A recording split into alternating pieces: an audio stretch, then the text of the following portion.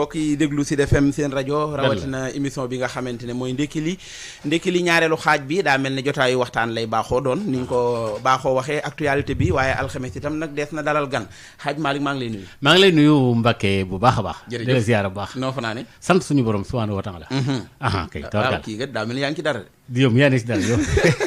wala daraa nekk ci yow. non yow mi yaa nekk ci lépp ñoom.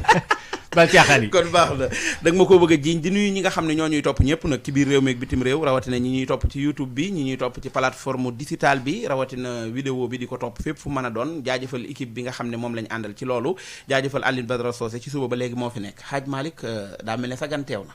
waaw sunu gan sax ngay wax mooy Makhtar Gueye xam nga moom kenn dootu ko présenté kenn fii ci réew mi ci côté yu bëree bëri ci activités yi nga xam ne daf koy def au niveau national wàllu politique mënu ma entre guillemets parce que dana ko xaw a laal tuuti di nekk itam nit koo xam ne kii ku ñu xam la parce que man xam naa ko bu yàgg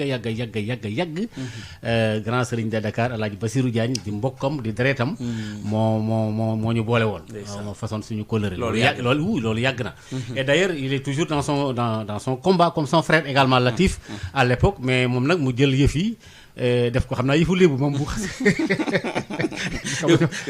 maanaam yëfu lébu mooy bari histoire wala waaw bu dee moom kay bu leen jamee bala nga cee génn da koy topp ba mu sës waaw jërëjëf kon nag xam naa ñu ngi koy dalal di ko nuyu bu baax a baax xam naa Makhtar waaw ñu jox la kàddu gi nga nuyoo ñu dugg ci waxtaan wi waa kay jërëjëf sëñ Mbacké Sylla jërëjëf am mbégte lool ci dalal bi ngeen ma dalal ci seen ëtt bu tedd bi rawatina ñi ma bokkal studio bi du ñu gan ci man sëñ Mbacké Sylla ñoo bokkoon chantier bu mag ba le 21 mai di journée nationale de solidarité pour la cause palestinienne mu amoon fa taxawaay bu rafet yàlla na ko yàlla fay yiw amiin Seydi Hadji Malick Faye borom Tiwaawan yàlla dogal na sama nijaay Alaaji Bassirou Diagne bi bokk ak sama yaay ndeeg baay xame bi ma xamee ak Maodo foofu la ko yàlla jaarale ci lu wér waaw boobu ba léegi nag kóllëre gi dara wañ manqué wu ci kon nag bu ma yeboo ne maa ngi sama kër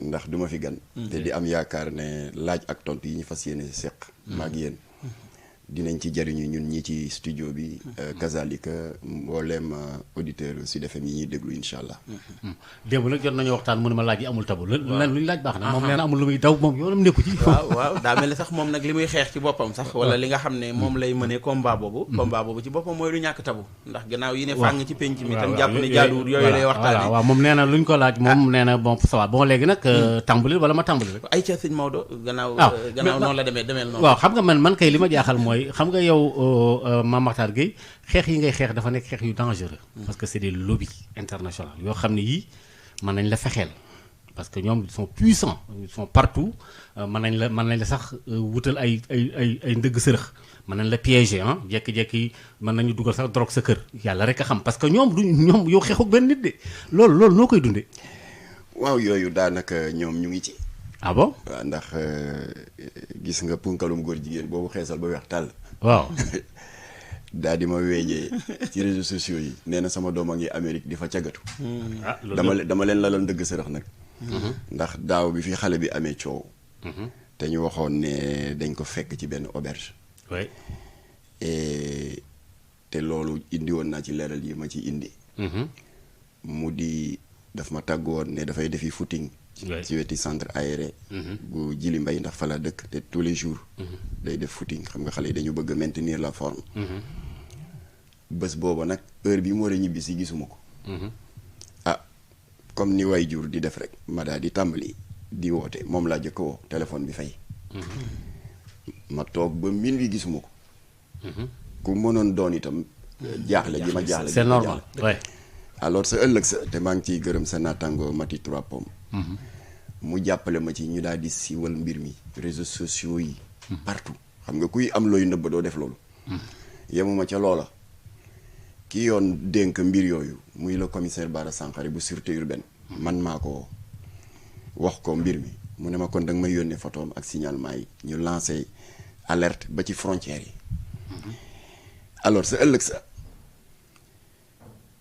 ma daal di ko woo commissaire Bara Sankhare mu ne waa Guèye mu ñëw tuuti lancé nañu recherche yi ñun police gisaguñu dara ma ne ko xale bi feeñ na mu ne waa loolu nu mu demee ma ne ko dafa am benn famille laayeen bu jàkkaarloog mausolée Seydina Limamou avant may toxu di ñëw Jili Mbay man voisin la ak ñoom pendant plus de 10 ans seeni doom ak sama doom ñoom màggandoo dañuy faral di demante alors anniversaire rek ñoom seen ndekete xale bi dafa jàddoon doon nuyu rek fekk ñooñu di nuit blanche mu nekk fa fanaan fa nelaw fa alors effectivement yaayu njaboot googu bi mu déggee réseaux sociaux yi di riir moom moo ma woo Maxtaar man kat dama jaaxle dama dégg nga naan sa doom dafa réer ma ne ko ak gisuma ko depuis démb fii suñu kër y a des règles am na ñoo xam ne seen doom day disparaître 10 jours 1 mois du leen yëngal waaye fii 24 heures rek ma alerté dëkk bi yëpp ça veut dire fii am na ay règles ana xale ba mu ne ma maa ngi nii sa buntu kër maa ngi la koy indil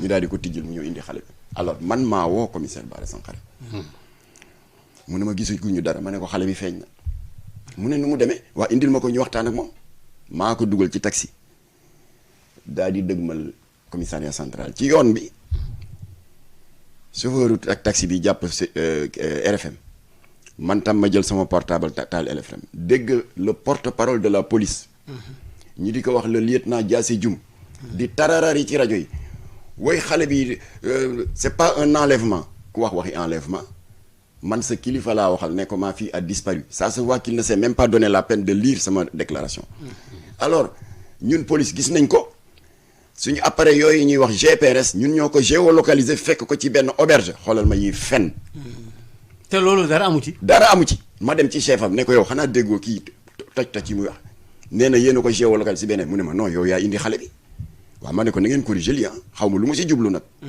boo leen ko corriger wul dinaa woo presse bi ma daal di jël audio bi moom commissaire Bara Sankaré mu ngi may dégg yónnee ko ci WhatsApp alors kon mujj gi y a eu des pressions ay sëñ Ndakaaru naan il faut pas ngay exposer xale bi ma ne nii ñu bëggee yàq deru xale bi yàq suma der laa xamul fu ñu ko teg. commissaire lieutenant Diassy Dioum bi def loolu je ne connais pas ses motivations bugguma cee bàkkaar waaye xale bi bu fekkee baayam combat bi muy def neexu leen nañu am fitu affronter baayam à visage découvert mais c'est lâche ginnaaw bi ngeen wëree baay bi koñ gu ne jéem ngeen ko ger yàlla dimbali ko ci yónnee ngeen ko ay caga ñi di ko envoyé ay vidéo WhatsApp pour piéger ko yàlla dimbali ma ci may ngeen ko oto mu gàntal leen ngeen ne waaw kii comme que ab lébu bu dof la ruq bu ne jaar nañ fa sottiwul pour tëj gémmiñam kon léegi li fi sës nañu xool le maillon faible ça provoque c'était lâche alors loolu nag ba mu amee ay mbir la quoi. loolu ba mu amee sa naataangoo Baba Aydara nekkoon correspondant RFM fële aux États-Unis oui. par heureuse coïncidence dafa nekkoon vacances à Dakar mu dégg coow li ñëw seet si ma ne ma Maxtaar xam nga lu gën sa doom dafa war a sori les champs de bataille de son père man ce que je te propose na génn Sénégal dem yoonam man sama jabar d'accord na pour ñu héberger ko comme que moom bac série S lay def dinañ ko orienter mu continuer filière am di jàng États-Unis ma gërëm ko yemuma ca dama fa jógee rek def benn communiqué ne maa ngi yëgal askan wi yëpp ne ngeen ñaanalal ma Baba Aydara ndax def na ma proposition bii kon xale bi day dem États-Unis góor jigéen ya ne diaspora États-Unis nag daa ne kii tey dañ koy lalal loo xam ne doomam ji dinañ ko utal far mu doxaan ko drogué ko sexe teb ko ñu génn ko ci réseaux sociaux ndax baay bi tëj làmmiñam ma daal di jot benn audio fuité ci benn groupe WhatsApp góor jigéen ci laa jotee boobu information rek ma daal di annulé voyage bi nag ne léegi ne ko dematoo ma annulé ko te yëgalu ma ko kenn parce que xam naa ne wax dana ñëw la ma ragaloon moo am ba ñu porté plainte ñaari fecckatu Wally Seck yooyu doon fóonante même bu ñu dul góor jigéen def nañ yëfu góor jigéen procureur ànd si ak ñun ne leen ràpp ci kaso bi waaye nag en attendant ñu jugé leen le 6 góor jigéen ñi nag lancé seen machine ne dinañ wan justice bi ne kii il n'est pas crédible doomam a ngi fii États-Unis di jagatu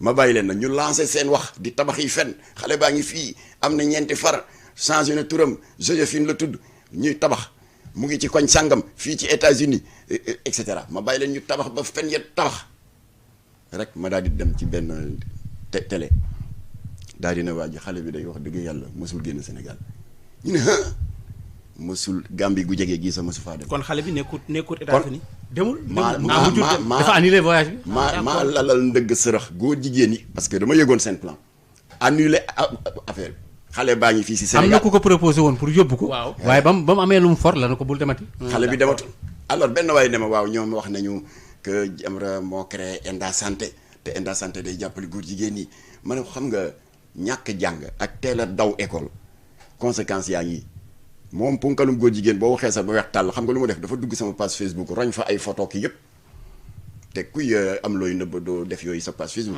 alors photo bu mu jël fen wu tooy xep teg jëlaat leneen ba alors affaire Enda bi mu gis benn fiche Enda. fen wu tooy xep. Enda bu ma fa def comme que jàngul mu daal di dégg Enda Santé rek ne ko fang gis ngeen de Enda Santé day jàppale góor jigéen. Jamra créé Enda Santé kon Jamra combat bi muy def du dëgg ci moom. ñàkk teel a daw école baaxul. ndax Enda Santé. démembrement Enda Tiers Monde. bien sûr ñun ak Eva Marie Coll Seck ex-ministre de la santé ak Latif dañ daan liggéey ak Enda Tiers Monde ci wàllu xeex tuberculose. xeex paludisme et cetera. yooyu la for rek xamu ci dara def ma ne waa ji xam nga lu gën a gàtt comme que fen wu mag ba muy sama doom a ngi Amérique te mosul dem teg tànk bitim réew waxatuma la Amérique comme que fen wu mag ba màbba na bul ma laaj question ci fen yu ndaw yi ndax fen yu ndaw yi ànd nañoo bu mag ba màbba. ok voilà kon loolu dama doon dëggal li nga wax. waaw ne ngi ci xeex bi yooyu. yaa ngi may naan est-ce que du ñu lay jéemal fexeel ma ne benn naa ngi noonu. déjà waaye ci ndimbalu yàlla lépp màbba na incha allah léegi nag ñi nga xaaraat prochain combat. waaw léegi prochain combat c'est quoi loo xam ni c'est utopique mi ngi sa kanam xamaguloo ba xam wala da nga am looy njort rek. waaw xam nga am na ku ñu fi yebaloon.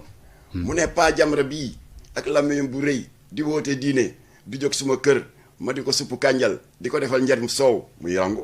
rangu waaw wala amoon na fi. waaw li mu xamee li ko ci man nag loolu ni ma jaaxale woon. sa ëllëg sa. rango xam nga rango moom day mbëkk di wax rek. waaye déet est-ce que. waaye ba moo tax waa léegi mais la preuve. ba plainte ma demee ci procureur. sa ëllëg sa mu xam ne lu garaaw dana ko ci fekk. fen sos diffamation injure publique mu tiit nag dem gisi Mati 3 Pommes Mati coaché ko ne ko ëy na nga dindi lii. waa Jamra yi nga di leen sosal loo xam ne dara amu ci. bu affaire bi demee ci procureur te mënoo ko prouver. sa ëllëg sa rek benn waay ne ma rango defaat na vidéo de ma ne koy waay kii du ma bàyyi. mu ne non mais bii c'est différent demal rek site sangam. ma dem fa daal fekk ko mu sol benn abbaye bu ñuul kukk bu Ibadou Rahman ak benn mël fa waaye weewu jasit yi moom ba tey moo nga fa. daa ne waaw man day maa ngi jéggalu man day bañ naa ko ba tudd ma turu Maxtaar dama doon wax nii rek en général. waaye bu fekkee gisee nañ ko neneen maa ngi jéggalu mosul ñëw sama kër mosuma ko yàkkal suppu kànj mosuma ko defal njaru soow dama doon kaf rek daal di ci génn alors ba loolu amee ma dem seeti le commissaire Bara Sankaré moom moo yoroon suma plainte contre Rangu. ma ne ko waa commissaire dama ñëwoon parce que ñu bari woo nañ ma ne ma yéen Jamra da ngeen di woote diine kii tooñ na jéggalu na te yàlla ku ko tooñ jéggalu ko. absolument logique. mu ne ñii waroon nga bàyyi ñu yor ko. ma ne ko noonu jéggal naa ko daal xottil ma plainte bi jeex na. nga rocc ko mu jeex. ndekete man jéggal naa ko de waaye police jéggaluñ ko. waaw parce que affaire yoon la. ñoom ñoo ko topp ba bett ko en flagrant délit fii ci Almadies nekkut ràpp ci kaso bi. alors moo tax maa ngi corriger fii Sud FM. na nit ñi xam ne du man maa ko tëj lu kaso. man jéggaloon naa ko. moom Rangu. waaw. je prends à témoin le commissaire Bara Sankaré wax naa ko xottil plainte bi. te def na ko. mais xam nga affaire droit tam mën nga cee dugg mais doo xam fu mu yem. ndax xam affaire police ñoom mun xasee bay topp dara dañ koy topp di ko topp ñoo ko tëj. ouais jàpp ko fii ci Almadies muy organiser benn xaw ma nakati yendu parti gars yi jàpp ko yóbbu ko ci le juge du 8e cabinet Mamadou Seck defeere ko ñu denc ko juróom benn weer. ah oui voilà léegi nag def na benn émission. ak sa naataangoo yu DTV. bon maa ngi ko ciy gërëm. parce que nee na soppeeku gii ma soppeeku léegi ba kenn déggatuma ci yenn yi maa ngi koy gërëmee Maxtaar Guèye man Rangu. ah très bien. parce que ça vraiment. metti woon na c'est une information. waaye maa ngi doog a gis njariñ bi. ndekete yi ma doon xeex yëpp sama njariñ la ndax yu bari bàyyi naa ko. te su ma yaay man Rangu wax na ma ni ci côté jaween yi. parce que yaay ji ci côté boobu la de am na lu dox ci wàllu mbokk ci lébu gi.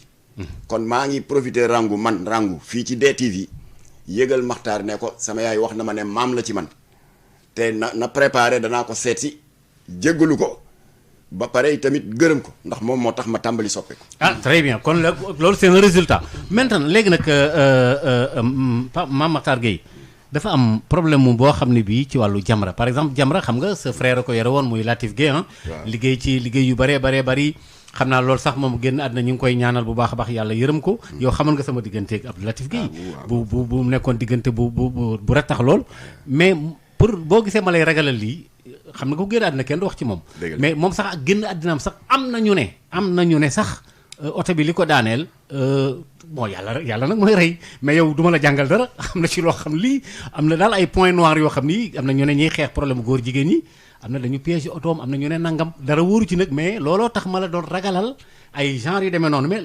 loolu ay rumeur rek la woon wala ay. d'abord sëñ Mbacké maa ngi dëggal li Seydi Hadji Malick wax. ci diggante ak Abdou Latif. c'est clair. Latif moo fekk Maodo.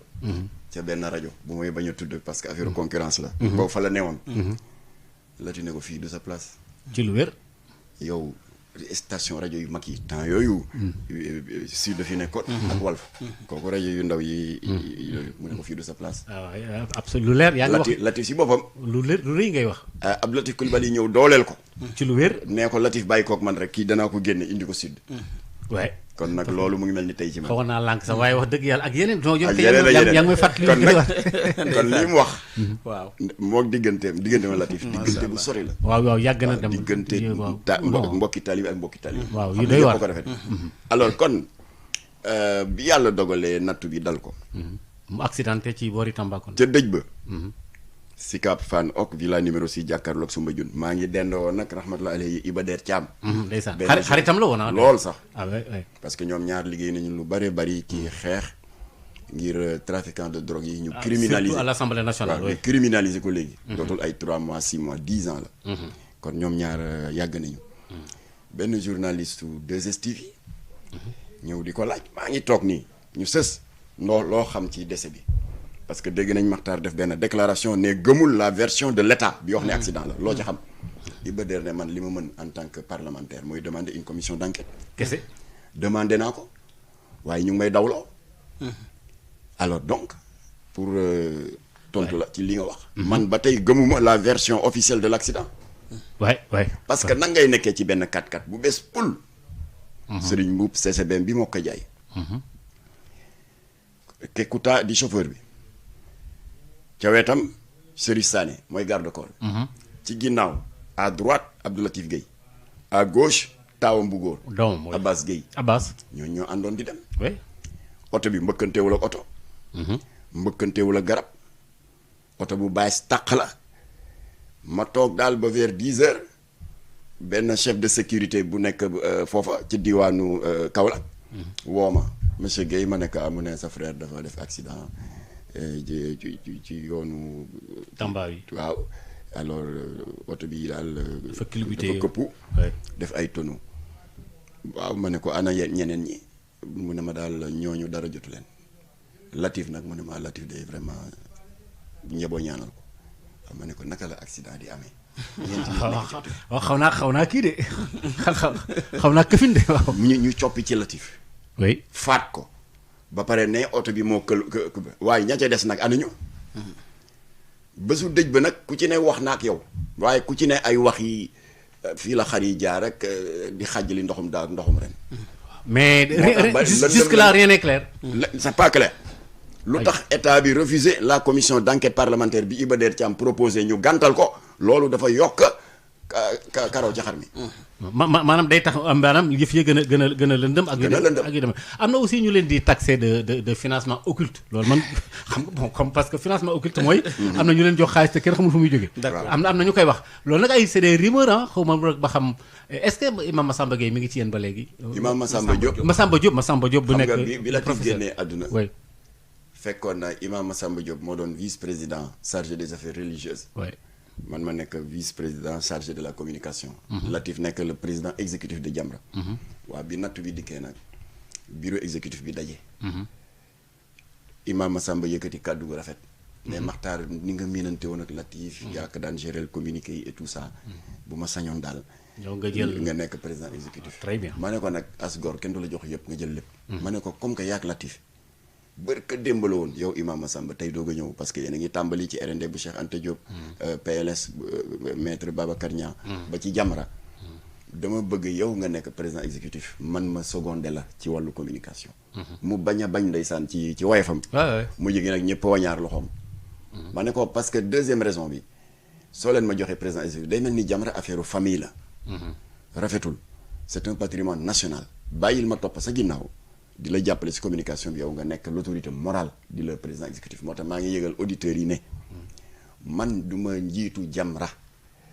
maa ci gën a ñàkk solo. ay kilifa ñoo ko yor. imam Massamba Diop mooy président exécutif bi. imam Moustapha Diop moom moo jiite coalition bi ñuy wax observatoire de veille et de défense des valeurs culturelles mbañ gàcc.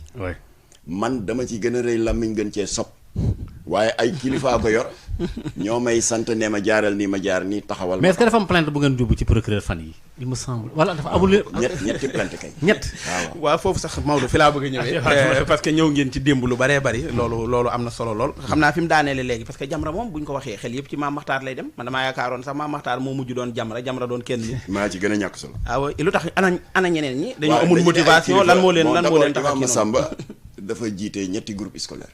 waaw dafay jàngale mooy directeur groupe scolaire Baobab bi sës rek ci Ravin foofu ca Guédiawaye moo jiite groupe scolaire Abdoulatif Guèye bi nekk cité Gàddaay mooy imam ratib jumaa ji fi bàyyam bu tedd bi bàyyi Alaaji Cheikh Tidiane Diop di muxaddam Seydi Hadji Malick Sy fii ci la cité Gazelle de Pikine en même temps c'est un professeur de mathématiques en même temps c'est troisième dan karaté kooku du am jot alors loolu yëpp bari nga aw ko ci affaire mu mujjee nag xëpp ci man imam Moustapha moom c'est un administrateur civil alors moom dafay liggéey avec la mairie de Guédiawaye et cetera comme que maa ci gën a ñàkk solo ëpp ci jot gën cee rey làmmiñ moo tax nag man la ñuy faral di dégg waaye Jamra ay kilifa yu mag ñoo nekk ci ginnaaw. Mame Makhtar am jot googu moo taxoon nga dem ci Kunkande wala loo wuti woon foofu parce que loolu itam gaa yaa ngi naan loolu Kunkande xam nga Jamra dafa am lu ñu yàlla nattoo mooy fépp foo xam ne dafa am ferñeent boo xam ne boo sàgganee mu jékki soppeeku nekk ab daay dafay faral am ñu ñuy woo waa lii bu leen ko seetaan et cetera loolu moo xewoon au mois de mars si coow Sonko Adji Sarr sa naataango Mass Mboup bu Walfadjri moo ñu invité woon benn émission ci magazine am boobu tudd li ci dëkk bi ay kilifa nga fa woon ku ci mel ni imam Youssouf Sarr le fameux imam de Guédiawaye yi doon xeex mbirum coupé courant bi si nguuru Abdoulaye Wade imam Cheikh Tidiane Diop Abbé Jacques Seck ak yeneen kilifa ñu ngi doon waxtaanee tension politique et sociale bi ci réew mi ba débat ba jeexee imam Cheikh Tidiane Diop am xalaat bu rafet daal ne waaw est-ce que lii xalaat yi rafet na kàddu yi rafet na ci plateau bi waaye est-ce que dafa war a yem rek ci ay wax Abbé Jacques Seck ne non nañ ko jëfee parce que tension bi fii dëkk bi toll xeex yi commencé na ci affaire jàppal Sonko jàppal Adji Sarr nañ jóg alors ci saa si tooguñu dugguñu ci bureau demuñu fenn fii ñu taxaw nii rek fa la ñu formé bureau bi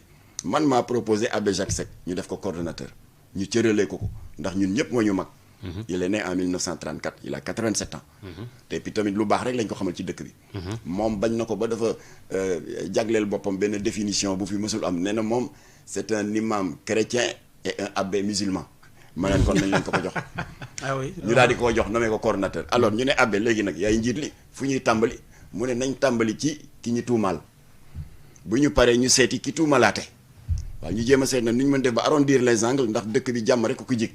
waaw loolu waral le lendemain le samedi 27 ñu dem seeti Ousmane Sonko dëgg yàlla recevoir nañu bu yàgg 16h ba 17h30. wax ñu sa version. ba ma génnee dajeeg presse bi. gis ngeen Ousmane Sonko waaw loo leen waxante ma ne non. médiation balaay crédible da ngay tëddee njaaxanaay comme que déglu nañu Ousmane Sonko. may leen ñi ñu déglu ko porter plainte bu ñu paree nag après dinañu wax ak taskatu xabaar yi kon da ngeen di seeti Adji Sarr ma ne ko waaw gis nañu Ousmane Sonko. Ousmane Sonko n'a pas plus de droit que Adji Sarr. ñoom ñooy yem ci ak yelleef kii dañ ko tuumaal kii dafa tuumalante. kon nañ leen yemale. waaye ba El Hadj Diouf déggee ne ñu ngi dëgmal jëm seeti Adji Sarr rek mu woote conférence de presse. yàq lépp. loolu du fi amee Makhtar Gueye noppalu kol. médiation bi du fi amee. lii liggéey yoon la. yéen ay ndongol daara ngeen ay labbe dem leen ci seen i jàkk ak seen i église. ma daal di def déclaration ne ko El Hadj.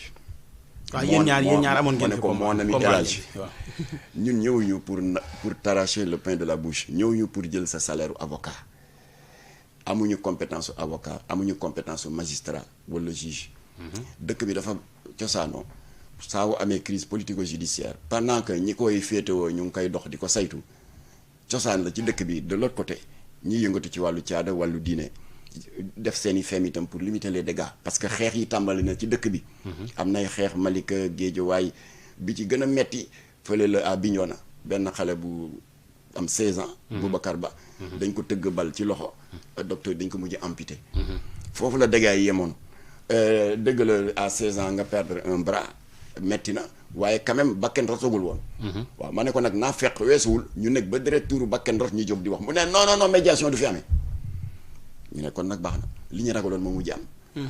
fitna ji jóg 14 bakken rot 17 Auchan ñu lakk leen 70 stations essence ñu taal leen saccagé leen lakk ay këri jàmbur ba moom bi doon wax ne bu fi kenn dox tànku jàmm ay fitna ji dem ba dal ci këram ñu taal ko. kër Me El Hadji Diouf. waaw te xëy na bu bàyyi woon ngeen dem seeti Adji Sarr kon xëy na mën naa am. mu retiré plainte yi wala leneen am. alors ma daal di jël parole ci média yi ma masulu ko ma ne ko lii la dal na xari na ma ndax yow suma xarit nga mais mënoon naa ñàkk.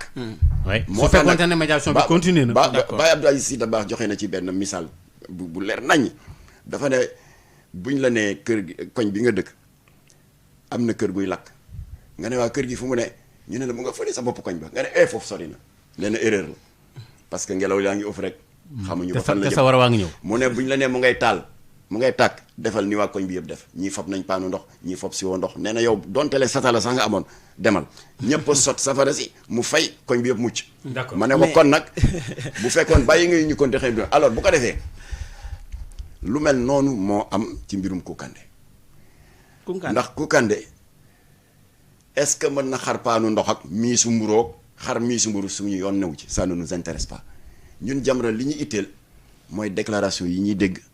ginnaaw bi mu yëkkatee kàddu ne dana xar géej gi. waaw parce que dégg nañu. mais loolu du ngeen ko bàyyi mu xar rek xanaa. loolu amul benn fitna bu muy indi. bu ko mënee xar parce que il paraît qu'il y a eu des menaces wala. alors léegi ñu dégg ci réseaux sociaux yi ñëpp a gis nañ ko benn vidéo de 4-5 minutes ay jeunes lébu qui se réclament de Soumbédioune tëkku ko.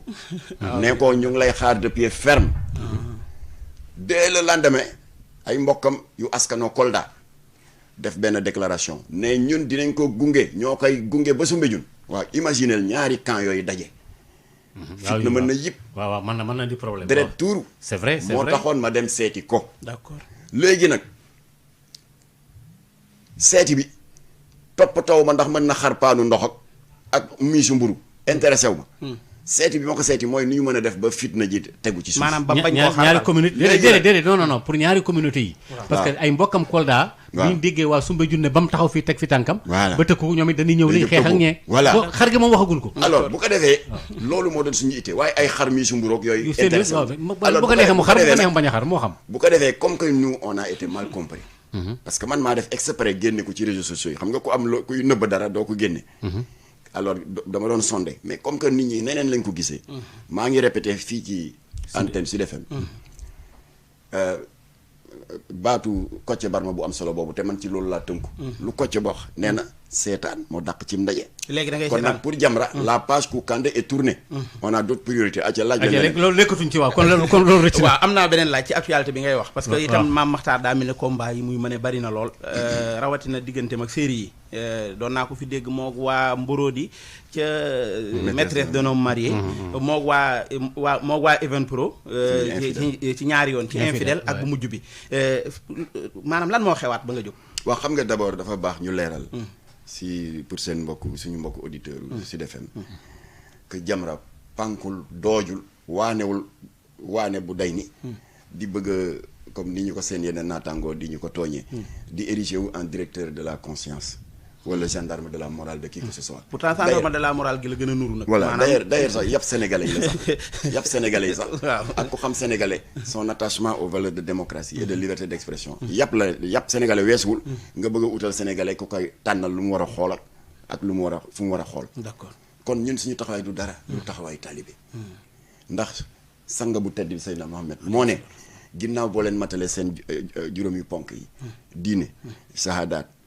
waxtu yu juróom joxe azaka woor weeru koor ak aji màkk bu la ko sa poos wala sa santé mais nee na la koy mottali mooy jul bi war na am benn ci ñetti taxawaay ñu ne ko ban ak ban mu ne loo gis muy raam te nar a tilimal malaanul islam yàq jikko yi wala indi lu bon ci penc mi waajib la maanaam obligation la pour jullit bi nga opposé wu ci ñu ne ko ci naka mu ne d'abord fi yeddi yii par l'action nee na bu jàppandiwul fi lisaani yii nga alerté dénoncé bu jàppandiwul fi xal bi yii nga naqarlu ko sa xol ba yàlla xam ne kii dafa néew doole kat waaye naqari na ko d'ailleurs xaritu Maodo sax daan na faral di kaf moom Abdou Latif Gueye si conférence am yi nee na normalement fi xal bi yii dañ ko war a bàyyeeg suñu maam yi màgget ba xubi daas toog nga xam ne amatuñu beneen kàttan lu dul toog seen sajaada di kurus waaye ñun ñi desee tuuti kàttan mën di yéege ko wàcc di xuloo ko poñante nañu jëfee fi yeddi yi ak fi lisaan yi kon nag série yu bon yi ñu ngay def fi yeddi yi ñu ngay lisaan yi di wax deuxième raison bi moo di ni suñu moroom suñu naataango Ascosen te maa ngi leen di sargal bu baax seen liggéey rafet na ñoom Momar Ndaw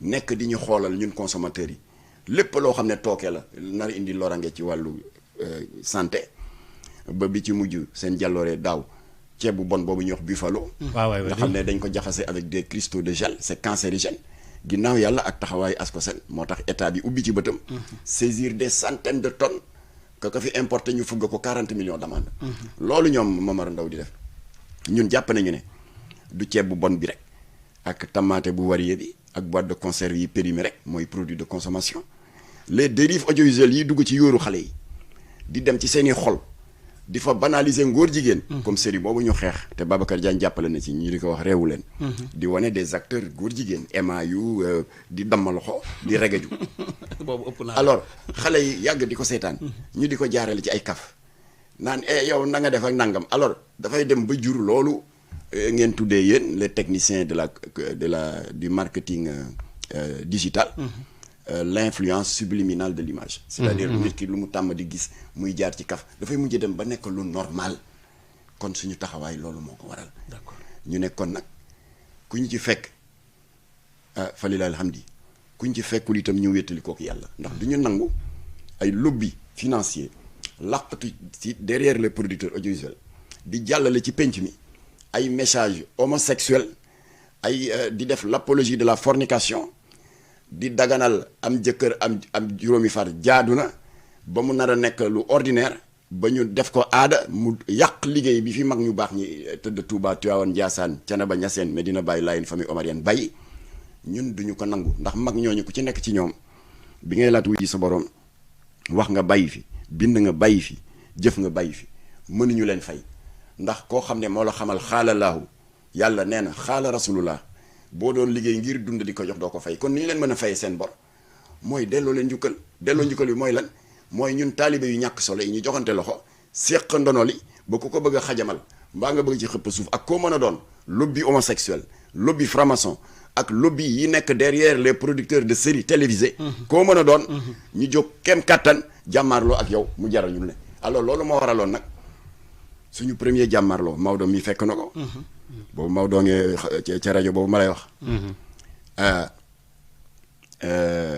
c'était au mois d'août 2000 te loolu dafay prouver ne contrairement ak si li sa yenn naataangoo di wax naan Jamra day acharné wu contre diw Jamra day acharné wu contre tel producteur alors c'était au mois d'août 2000 Canal Horizon moom la ñu jàmmaarloo woon xam nga mën nga jàpp ne canal yoonu kenn newu ci parce que c'est une chaîne privée cryptée ku fayul doo xool waaye bu ñu fàtte ñoom amoon nañ benn technique de marketing boo xam ne entre 18h et 20h moom la ñuy tuddee woon les heures de diffusion en clair dañ ko daan maye. abonné ou pas. mais dañ ko daan maye woy. créneau boobu nag fa lañ doon jaarale seen caay-caay. particulièrement série bi ñuy wax confession érotique. presque pornographique xale yëpp di ko seetaan waaye nag ñu daal di doxal njëkk dànkaafu tubaab bi muy tubaab bu arrogant il n'a même pas voulu recevoir Abdou Latif Gueye. ñun ñu woote marche mbedd mi fees del ñu def marche bu mucc ayib fan yëpp maa ngi génne photo yi ci sama page Facebook ba marche ba jeexee ministre de tutelle bi ministre de la culture mu ngi may dégg parce qu'il est vivant Mamadou Diop Decroix di ko gërëm ndax amoon na ci taxawaay bu rafet mu recevoir ñu jox ko mémorandum bi wax ko yu bon yi canal di def ba ñu pare ñu daal di jëm immeuble FAD boobu si defee ma nga fa nekk ñu dem dernier étage le président du HCA au conseil de l'audiovisuel c'est mooy ancien touru CNRA. le ndem si yàlla si le président Babacar Kébé. mu recevoir ñu jox ko mémorandum bi. après on s'est retiré ñaari kilifa yooyu gisee en conclave génne joxe seen résultat jox ñu dëgg daal di ne tubaab bi arrêtel série bi tubaab bi ne maa bañ. gars yi ne ko épisode bu jàllati ñu fëgg la amende mu dëgër bopp jàllale benn gars yi fëgg ko 3 millions d'amende mu ne du ma fay Babacar Kébé jëli parce que boobu beneen tour la amoon moom ARTP bi. amoon na beneen tour la amoon. pour que ñooñu dem couper le signal bi mu gisee ne caaxaan faaxe mu daal def chèque fay arrêté série bi mais loolu c'était. c'était en 2000. au mois d'août 2000.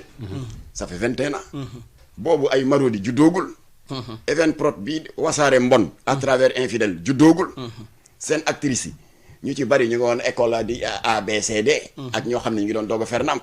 kon ñun ba ñu tàmbalee di xeex ñaaw teef yi say di jaaree ci télé yi pour yàq penc mi ak yàq jikko yi yàgg na ba ñu fa jógee en 2010 te ñoom erreur la rek parce que du seen jikko Walfadjri jàmmaarloo nañ ak moom ñu déposé plainte.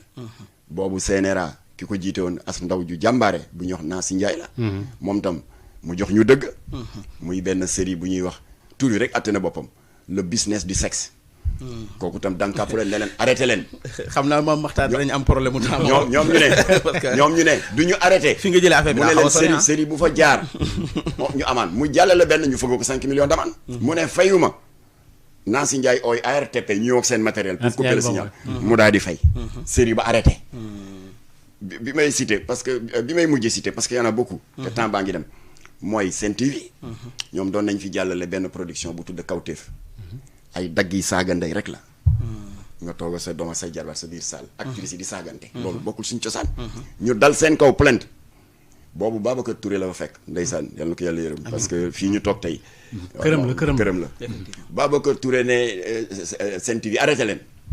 ñu ne non pourtant on a signé des contrats avec des amis mu ne non ay saaga ndey moom loolu moo mënoon ne arrêté. ñu daal di ko arrêté te 2 épisodes rek def kon nag. c'est une longue tradition. maanaam yéen mbir mi du ngeen ci gan. du ci gan. waaw léegi Ali Kalaj bi nag. mu di lii lëmbee réew mi dafa am producteur de série bu bees bu dëgër bopp muy Evenprod. ku ñeme maa tey moo jóg tàmbali indi fem boo xam ne mu di pour ut xaalis naa choqué daaw la ñu jëkk jàmmarloo ak moom déposer plainte.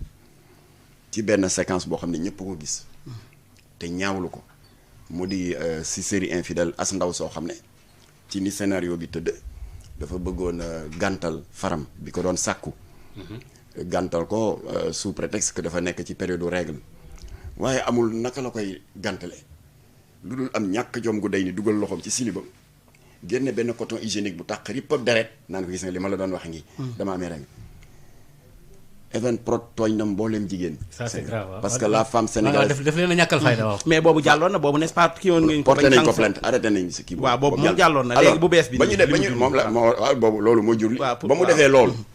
Babacar Diagne jox ñu dëgg. mise en demeure ci wàllu sanction audiovisuelle. sur le plan pénal dafa mel ni sursis.